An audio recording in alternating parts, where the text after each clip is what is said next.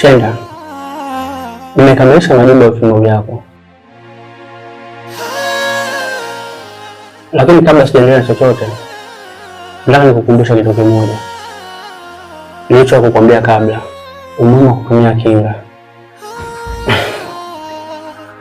Inaonekana ni mtaalamu sana kucheza pepo, hata kama ugonjwa tunaniba. Okay, anyway, vijana wengine wengi mnasema kwamba hamwezi kula ndizi na maganda, lakini mnakosea sana.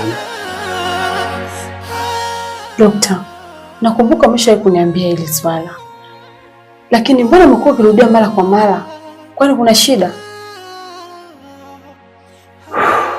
Ndio, shida ipo, tena ni kubwa sana, na kwa matokeo haya damu yako haiwezi kabisa kuchangia kuitolea figo ifi yako.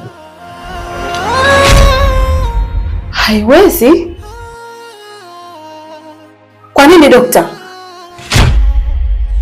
Damu yangu mimi mbona ni mzima dokta? Kuna nini?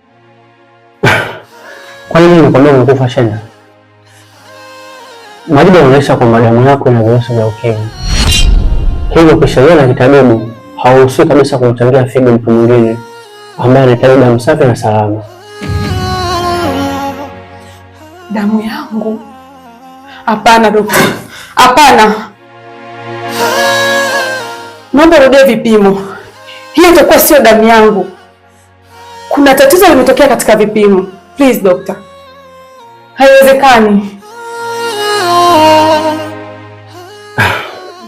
Mimi hapa nakupa Shenda, lakini kwa sasa inatakiwa uanze tiba mapema haraka iwezekanavyo, na ujue jinsi gani unaweza kuishi kwa uangalifu. Tafadhali, nakuomba siri ya afya yangu ibaki kifuani kwako.